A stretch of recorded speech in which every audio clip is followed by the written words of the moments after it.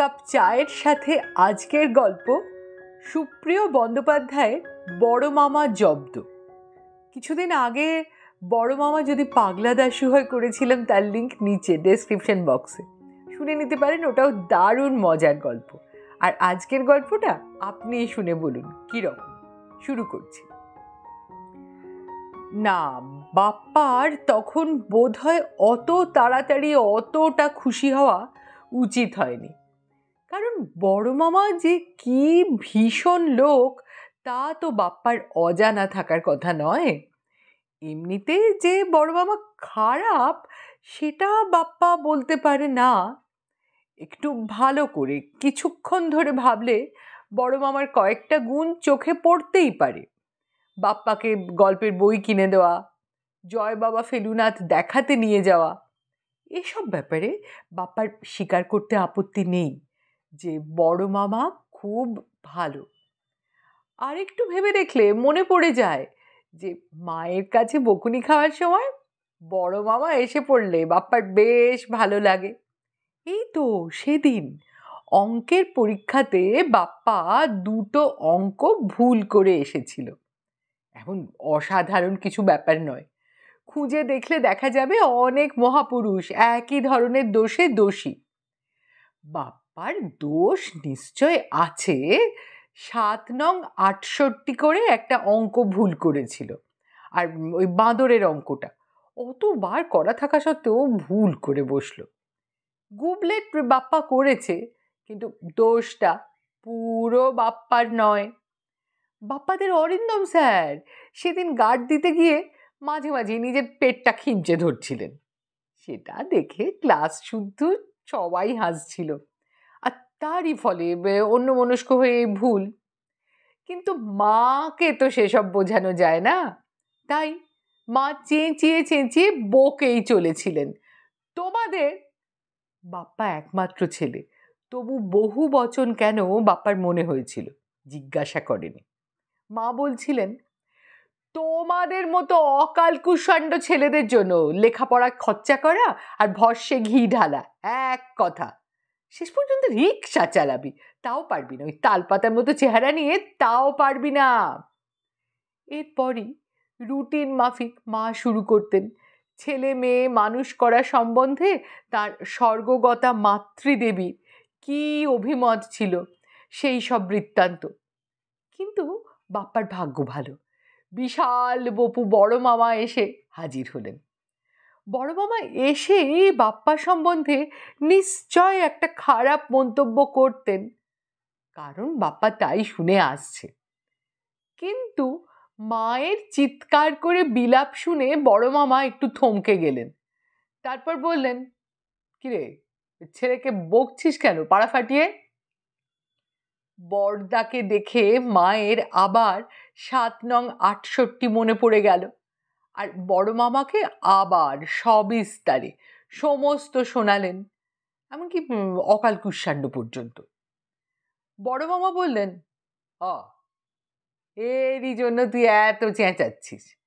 তুই তো class 6-এর half ইয়ারলিতে অঙ্কে 13 পেয়েছিলি, আমার খুব মনে আছে। মায়ের মুখটা তখন দেখার মতন। আসলে মা 13 পেয়েছিলেন কিনা বাপ্পা জানে না, কিন্তু বড় মামা বলেন তার ছোট ভাই বোনেদের ছোটবেলার সব কীর্তি কাহিনী নাকি তার মুখস্থ আছে। মামারা মা মাসিরা আড়ালে বলে বড়দা সব বানায়, তবে বাপ্পার ধারণা পুরোটা বানানো নয়, কারণ এসব কথা উঠলে কেউ প্রতিবাদ করে না, শুধু অন্য কথা পাড়তে চায়। তবে ওই পর্যন্ত বড় মামাকে বিশ্বাস করবার কোনো কারণ নেই, থাকতে পারে না। এই তো বাপ্পার আনন্দের কথা হচ্ছিল, সেটাই ধরা যাক। বাপ্পা দিদিকে, অর্থাৎ ভুবন বিখ্যাত বাজখাঁই গলা যার সেই মধুমিতা মানে গোপা, তিনি খুব বদলাননি। এখনো লোকে বলে সে নাকি দারুণ গান গায়, আর বাপ্পা জানে তার চাইতেও দারুণ ঝগড়া করে।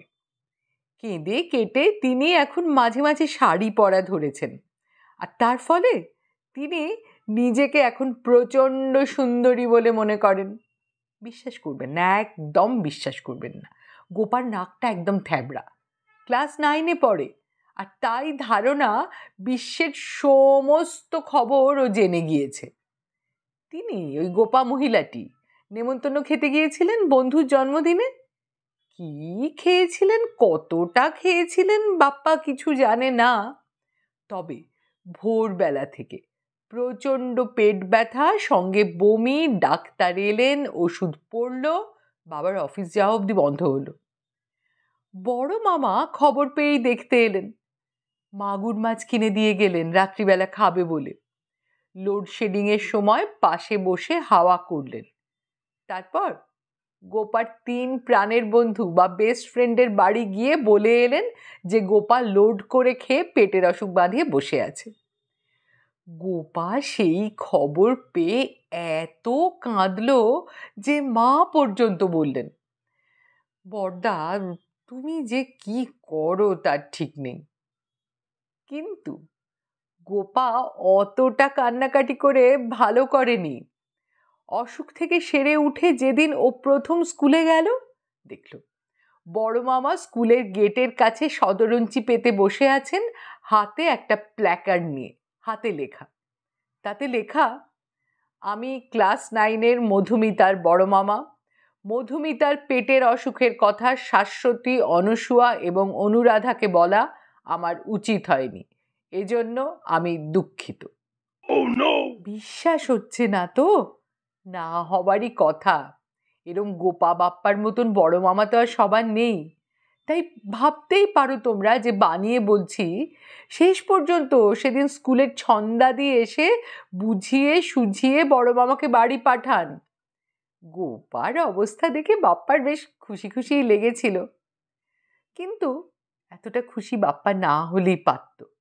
বাপ্পার কপাল কখনোই এত ভালো হতে পারে না। সেদিন সকালবেলা হাসি হাসি মুখে বড় মামা এসে হাজির। হাজির হবার আগেই অবশ্যই বড় মামার গলা রাস্তা থেকে শোনা যাচ্ছিল। গোপা বড় মামার কাছ থেকেই ওইরকম গলা পেয়েছে। তা বড় মামা রাস্তা থেকেই হাঁক দিচ্ছিলেন, কিরে রানু আছিস? তারপর আবার প্রশ্ন করলেন, বাড়ির সব খবর ভালো? তরুণের আবার মেজাজ ফেজাজ বিগড়য়নি তো? তরুণ মানে গোপা বাপ্পার বাবা। বড় মামার মতে তার নাকি মাথার ঠিক নেই। বাবা এই কথাটা তেমন পছন্দ করেন না। তা মা বললেন, বড়দা বসো, একটু শরবত করে আনছি। বড় মামা বললেন, না না না, তাড়াতাড়ি আছে, তুই শরবত করতে দেরি করবি, খেতেও ভালো হবে না। আর তুই বরং ওই বাপ্পাকে তাড়াতাড়ি খাইয়ে দিস, বুঝলি? আজ মোহনবাগানের খেলা আছে, ওকে দেখাতে নিয়ে যাব। বলেই যেরকম হুড়মুড় করে এসেছিলেন তেমনি হুড়মুড় করে বেরিয়ে গেলেন। বাপ্পা গল্পে পড়েছে অবিশ্বাস্য ঘটনা ঘটলে লোকে নিজেকে চিমটি কেটে দেখে বেঁচে আছে না মরে গেছে।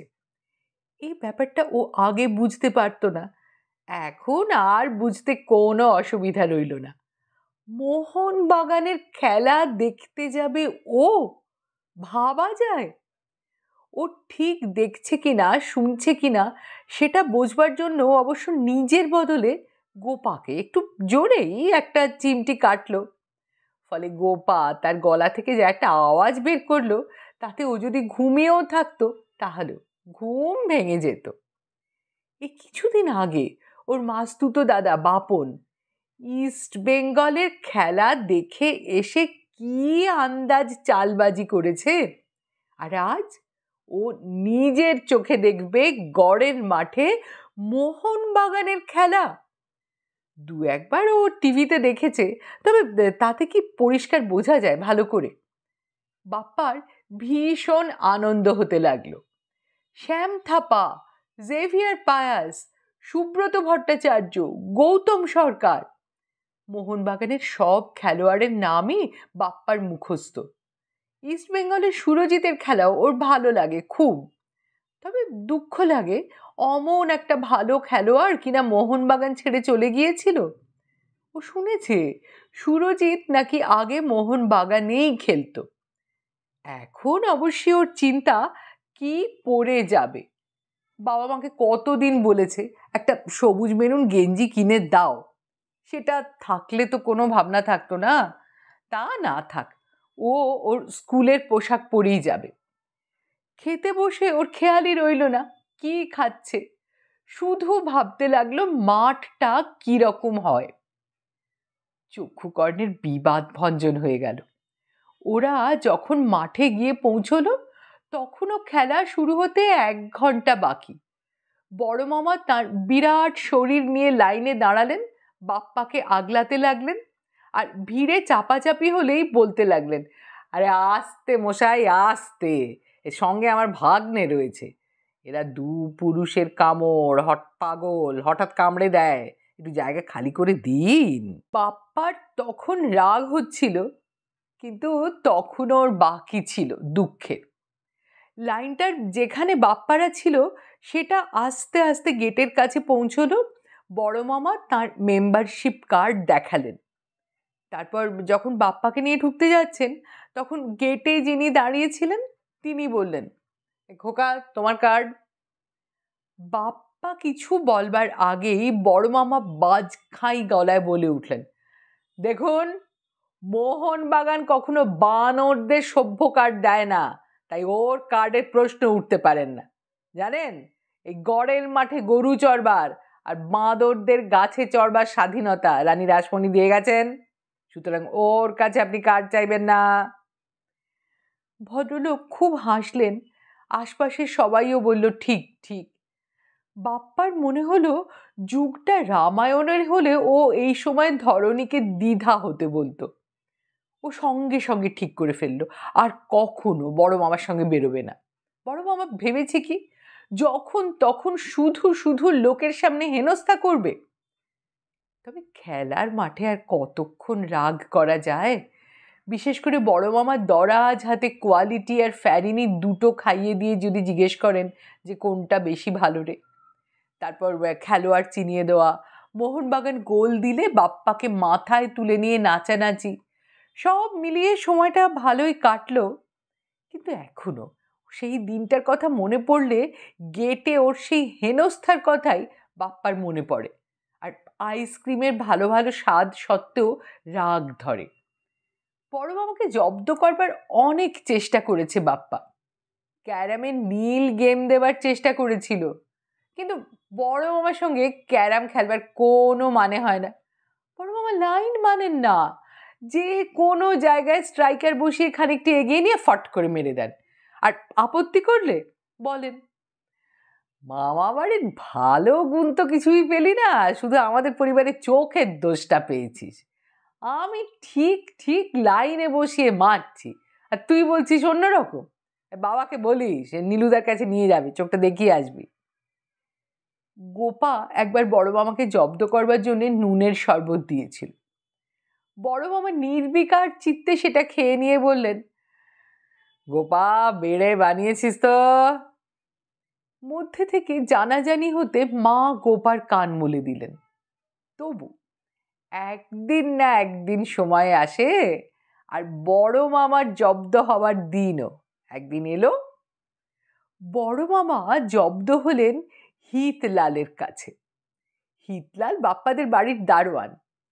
সারা দিন বাড়ির সামনে বসে থাকে আর দুষ্টু ছেলেদের দেখলেই বলে, ভাগো ইহা সে।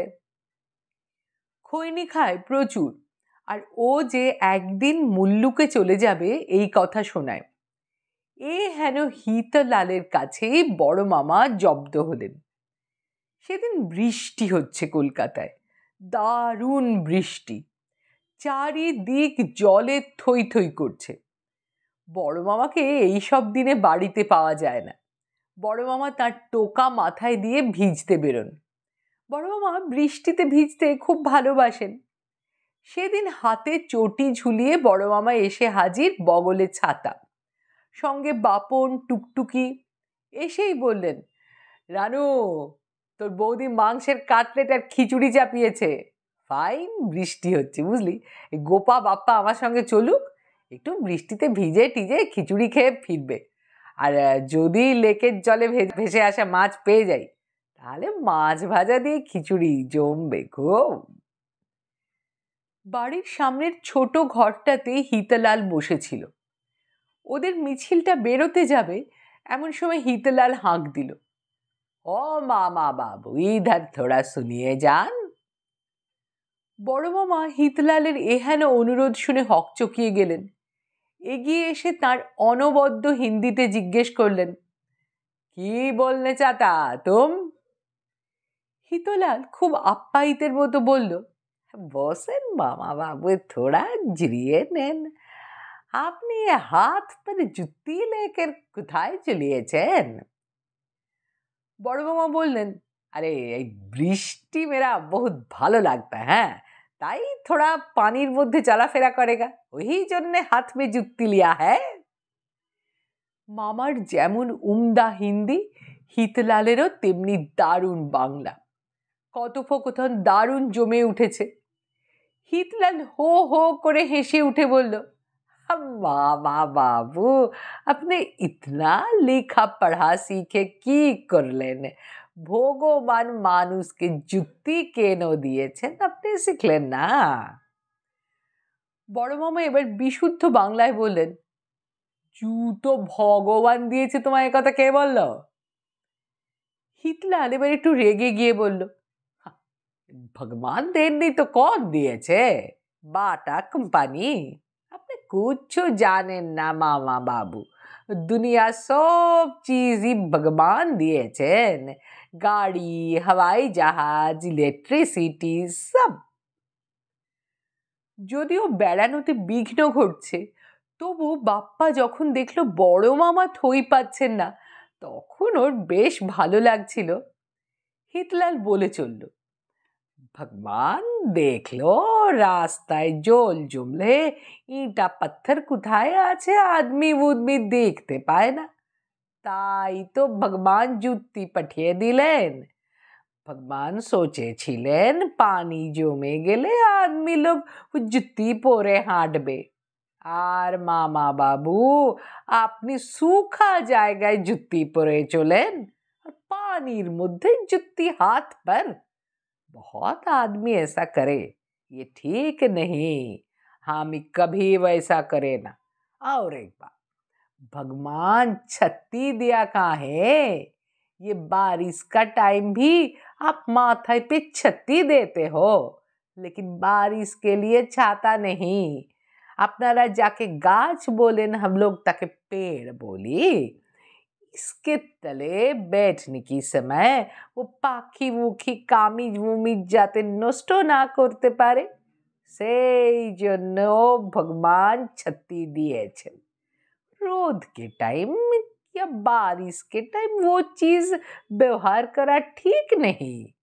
ये बच्चा लोगों को लेकर बाहर जाते ये ठीक है, भगवान जो पानी देता वो बदन पर लेना वो ठीक ही है, लेकिन ईदे जूता पर ये लीन। और सुनबेन, भगवान आगुन किस लिए भेजा?